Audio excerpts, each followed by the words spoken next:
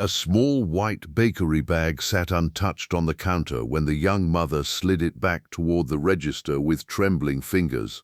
She tried to smile, but the smile cracked halfway, and nothing could hide the ache behind her eyes. Outside the glass, strangers strolled by with iced coffees and grocery bags, laughing about nothing, never guessing that somewhere across the city, a 6-year-old girl was waiting for a birthday cupcake tower that would never come home. Sitting 2 tables away with a half-finished espresso, a widowed father noticed everything. He hadn't meant to eavesdrop, but heartbreak has a way of filling a room even in silence. What happened in the next 10 minutes would quietly rewrite the future of 2 families. Before we go further, if you believe small acts of kindness still have the power to change everything, take a second to like this video, subscribe to Kindness Corner, and share it with someone who needs a reminder that good people still exist. And tell us in the comments, what city are you watching from tonight? Every weekday morning, Daniel Whitfield stopped at Rosemary and Rye Bakery right after dropping his 8-year-old son Eli off at school. Since losing his wife 3 years earlier in a car accident on a rainy November night, that 15-minute window with black coffee and quiet had become the only stillness in his day before the chaos of work calls, packed lunches, and homework battles took over. Grief had taught Daniel something most people never learn until it's forced on them, that the ordinary can shatter without warning. So he had quietly become someone who paid attention, someone who noticed the person in the corner holding themselves together by a thread. That Thursday morning, the bakery smelled like cardamom rolls and burnt sugar. A group of retirees argued cheerfully over crossword clues. A toddler banged a spoon against a high-chair tray. Soft acoustic music drifted from a speaker near the register. But one woman stood completely outside the warmth of the room. She gripped the strap of her bag with both hands, staring at a small pink box tied with white ribbon, waiting to be picked up.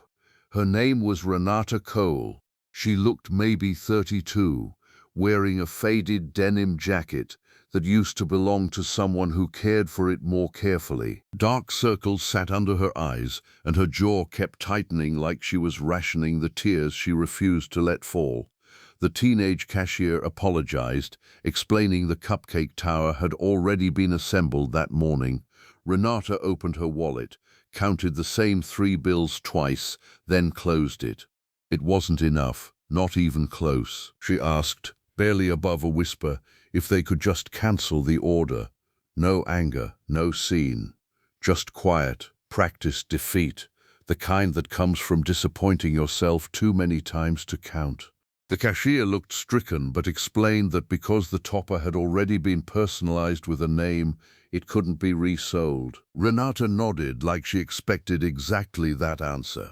She apologized for the trouble, pushed the pink box gently across the counter, and turned toward the door. Daniel couldn't look away.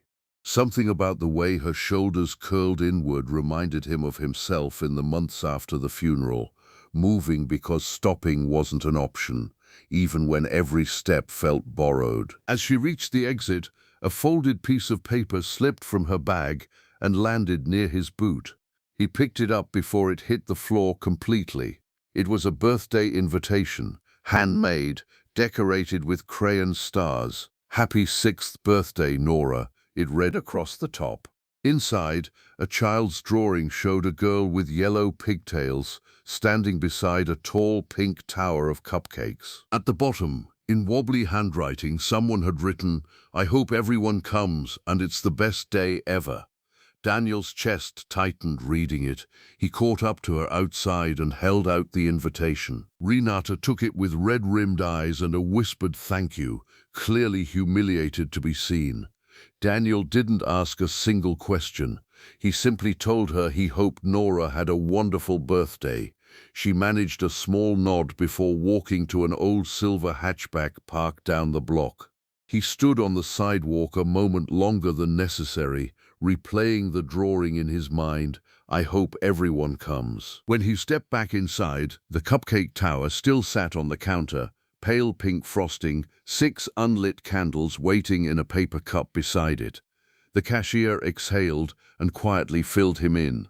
Renata used to come in every month before her husband passed away suddenly from a heart condition 2 years ago.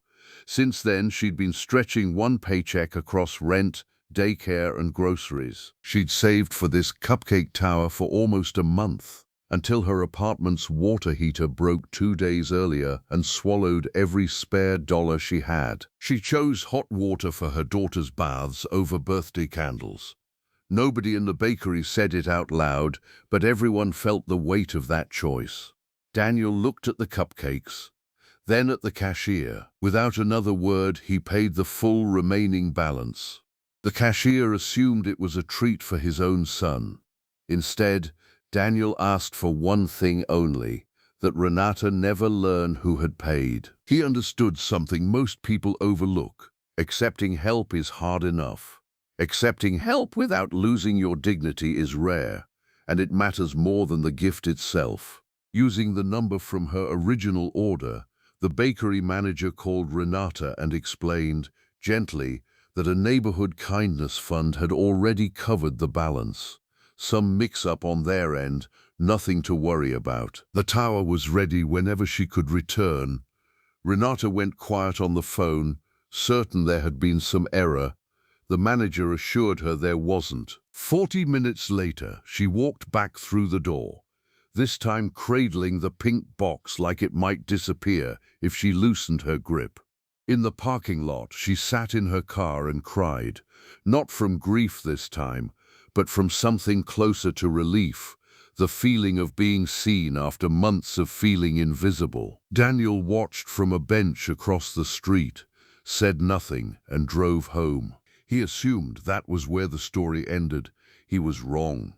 That same evening, Eli asked if they could drop off extra canned goods from a school food drive to a family the counselor had mentioned, a mum raising a little girl alone since her husband died. The street name sounded familiar. It was 3 blocks from where he'd watched a silver hatchback disappear that morning. Without either of them realizing it, one small act of kindness had already started pulling 2 grieving families onto the same road.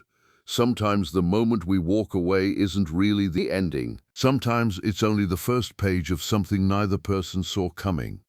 If this story moved you even a little, take a moment to like this video, subscribe to Kindness Corner, and share it with someone who still believes strangers can change lives.